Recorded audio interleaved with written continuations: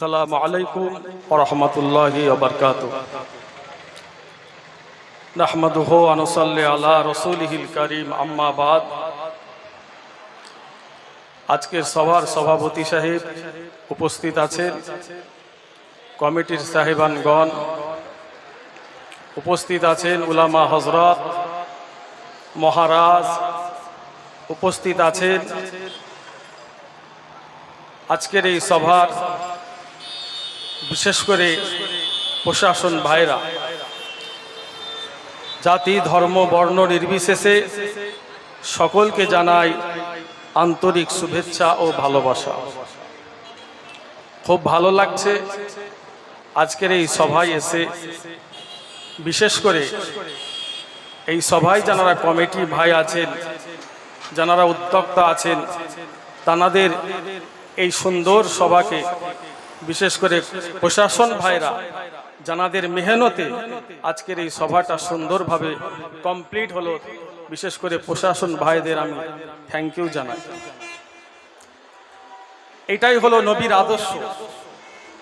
বিশ্ব নবী দিবস উপলক্ষে আজকের এই সভা, এটাই হলো বিশ্ব নবীর আদর্শ।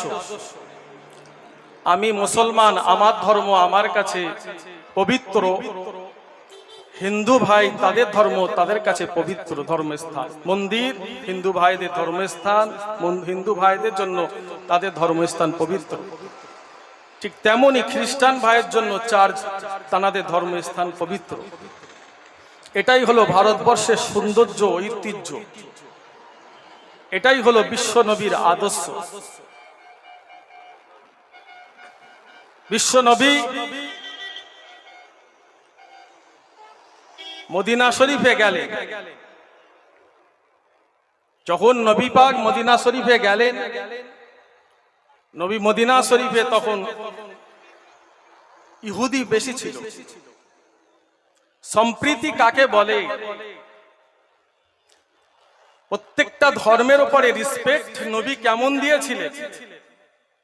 বিশ্ব নবী যখন মদিনা শরীফে গেলেন, ইহুদিরা প্রে করত, ইহুদিরা তাদের ধর্মের কাজ করত উত্তর দিকে ফিরে, আর বিশ্ব নবী সালাত আদায় করতেন দক্ষিণ দিক ফিরে।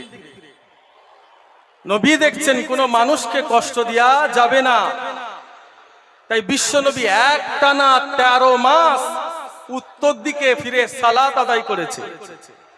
জোরে বললেন না? কিভাবে নবী, বিশ্ব নবী রেসপেক্ট করেছেন প্রত্যেকটা ধর্মকে, যাতে ইহুদিরা কষ্ট না পায়। এটাই হলো বিশ্ব নবীর আদর্শ। ইসলাম মানে হলো শান্তি। যদি কোনো মুসলমানের দ্বারায়, ইসলাম বলছে, বিশ্ব নবীর কাছে একজন সাহাবী এসে বললেন, ইয়া রাসূলুল্লাহ, আমি অন্য কোন ধর্মের দেব দেবীর উপরে যদি কথা বলি, নবী বলছেন না, এটা ইসলাম তোমাকে পারমিশন দেয়নি। তুমি যদি তাদের দেব দেবীর উপরে কথা বলো, তারাও তোমার আল্লাহ নবী নিয়ে কথা বলবে। এটা ইসলাম তোমাকে পারমিশন দেয়নি।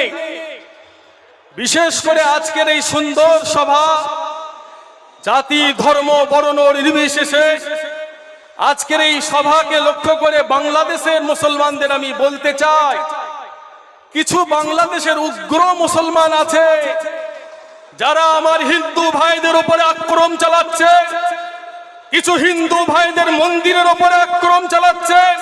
তাদের এই প্রোগ্রাম দেখে শিক্ষা নেওয়া দরকার, বিশ্ব নবীর আদর্শ মেনে চলা দরকার। নবী আমার বিশেষ করে প্রত্যেকটা ধর্মের মানুষকে সমান অধিকার দিয়েছে, সমানভাবে ভালোবেসেছে। ইসলাম বলছে কোন মুসলমান, বিশ্বের যত মুসলমান দেশ আছে, ধর্ম আপনার বিশ্বে যত মুসলমান দেশ আছে, যেসব মুসলমানেরা আছে আপনার সারা পৃথিবীতে ইসলামের দেশ, যারা আপনার সংখ্যাগুরু, যারা আছে সংখ্যালঘু, বিশ্বের মুসলমান দেশ যেখানে আছে সংখ্যালঘু, ইসলাম বলছে তাদের অধিকার বুঝিয়ে দাও। সংখ্যাগুরু মুসলমান, তোমরা হিন্দু হোক, খ্রিস্টান হোক, শিখ হোক, ইসাই হোক, যারা সংখ্যালঘু তাদের অধিকার ইনসাফ বুঝিয়ে দাও। তোমাদের দ্বারাই যদি কারো কোন রকমে কোনো মানুষ কষ্ট পায়, আল্লাহ বলছেন আমি আল্লাহ ওই অমুসলিমের পক্ষে দাঁড়িয়ে, ইসলামওয়ালার বিরুদ্ধে দাঁড়িয়ে আমি আল্লাহ মামলা দেবো কিয়ামতের দিনে। আমি আল্লাহ যে মুসলমান অন্য জাতিকে কষ্ট দেবে, আমি আল্লাহ মামলা দিয়ে ওই মুসলমানকে জাহান্নামে দেবো। এটাই হলো ইসলাম। বিশেষ করে বাংলাদেশের মুসলমান ভাইদের বলবো, আমার বাংলাদেশে হিন্দু ভাইরা যদি আক্রান্ত হয়, নিজের রক্ত দিয়ে নিজের জীবন দিয়ে তাদের পাশে দাঁড়ান। ভারতের ঐতিহ্য এবং ইসলামের ঐতিহ্য, আপনারা ইসলামের ইজ্জতটাকে ছোট করবেন না। যান উত্তর 24 পরগনায় বসিরহাটে চলে যান। যেই মসজিদে একটা পরিবারকে বিক্রি করে দিয়ে বাংলাদেশে চলে যায় মুসলমান পরিবার, সেখানে ছিল একটা ছোট্ট মসজিদ। সেখানকার যারা কিনেছিলেন সেই মুসলমান পরিবার মসজিদটাকে বড় করেছে, মসজিদটাকে সুন্দর করেছে, ইমাম রেখেছে, মুয়াজ্জিন রেখেছে। এটাই হলো ভারতবর্ষের ঐতিহ্য। খালি বসিরহাট উত্তর 24 পরগনা বলে নয়, ভারতবর্ষে অনেক মসজিদ আমার হিন্দু ভাইরা দেখাশোনা করে। এটাই হলো আমার ভারতবর্ষ, হিন্দু মুসলমান শিখ ইসাই ভাই ভাই। এটাকেই বলা হয় লাকুম দীনুকুম ওয়ালিয়া দীন। এটাই হলো ইসলাম। যে হ্যাঁ, আমাদের ভারতবর্ষ স্বাধীন হয়েছে, আমরা কি জিনিস এটা ব্রিটিশদের জিজ্ঞাসা করা দরকার। ওয়াকফ সম্পত্তি মুসলমানদের, ওয়াকফ সম্পত্তি মুসলমানদের। আমাদের মুরব্বীরা এই ওয়াকফ সম্পত্তিটা রেখে দিয়ে গেছে শিক্ষার জন্য। মুসলমানদের ছেলেমেয়েরা শিক্ষায় শিক্ষিত হবে, স্কুলে পড়াশোনা করবে, এবং গরিব ছেলেমেয়েরা পড়াশোনা করবে, মাদ্রাসা মসজিদ সেই সমস্ত দেখভাল করার জন্য ওয়াকফ সম্পত্তি রেখে গেছে আমাদের মুরব্বীরা। ভারতবর্ষে প্রায় দ্বিতীয় বৃহত্তম সম্পত্তি ওয়াকফ সম্পত্তি। আমার ভাইজান, রেল সম্পত্তির পরে ওয়াকফ সম্পত্তি প্রায় ভারতবর্ষে 30 লক্ষ সম্পত্তি আছে। এই সম্পত্তি মুসলমানের সম্পত্তি। আমরা বাবরি মসজিদ দিয়ে দিয়েছি, হ্যাঁ কিনা বলেন? এই কথা বলেন, বাবরি মসজিদ দিয়েছি তো? আমরা ভারতবর্ষের সুপ্রিম কোর্ট দেশের আইনকে মানি। আমরা ভারতবর্ষের মসজিদ, বাবরি মসজিদ ঐতিহাসিক মসজিদ আমরা দিয়ে দিয়েছি। আমরা জানাতে চাই, ভারতবর্ষের ব্রিটিশের রেখে যাওয়া কিছু সাপের বাচ্চা ভারতবর্ষে আছে, ঠিক তেমনি বাংলাদেশেও আছে, যাদের সংখ্যালঘুদের পছন্দ নয়, মুসলমানদের পছন্দ নয়, মুসলমানদের ভালো লাগে না, মসজিদ মাদ্রাসা ভালো লাগে না। আমি তাদের বলছি, ভালো লাগতে হবে। এখানে সংখ্যালঘু সংখ্যাগুরু হিন্দু মুসলমান শিখ হয়, প্রত্যেকটা জাতি বাস করে। এখানে যেমন মসজিদে আজান হবে, নামাজ হবে, ঠিক তেমনি মন্দিরে পূজা হবে। একই জায়গায় হবে নামাজ, একই জায়গায় হবে পূজা, একই জায়গায় হবে আরতি। যদি তোমায় ভালো লাগে থাকো, মুসলমান হিন্দু যদি ভালো না লাগে ভারত থেকে বেরিয়ে যাও।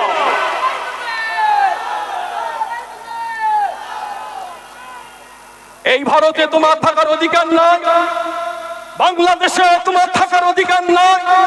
বাংলাদেশে যেমন মুসলমানরা মসজিদে যাবে, আমার হিন্দু ভাই বোনেরা মন্দিরে যাবে, মন্দিরে যাবে, মুজো হবে। কেউ কারো ধর্মের দিকে তাকাবে না, কেউ কারো ধর্মের উপরে কথা বলবে না।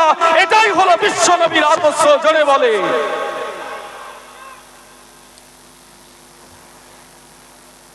আজকে সেই সম্প্রীতি একটা ঐতিহাসিক ইসালে সওয়াব বিশ্ব নবী দিবস উপলক্ষে আমি সকলকে বলবো, জাতি ধর্ম বর্ণ নির্বিশেষে আমরা আসুন ভারতবাসী, আমরা হাতে হাত রেখে বুকে বুক রেখে দেশের জন্য এগিয়ে যাই, দেশের কথা ভাবি, দেশকে আমরা ভালোবাসি।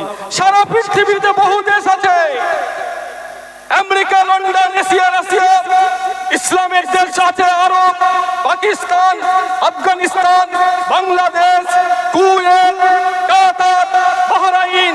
এইভাবে সারা পৃথিবীতে বহুত ইসলামের দেশ আছে, সারা পৃথিবীতে কোন দেশের সঙ্গে আমাদের লেনা দেনা নেই, সারা পৃথিবীর কোন দেশের সঙ্গে আমাদের লেনা দেনা নাই, সারা পৃথিবীর কোন দেশকে আমরা চিনি না, আমরা চিনি আমাদের দেশ ভারত।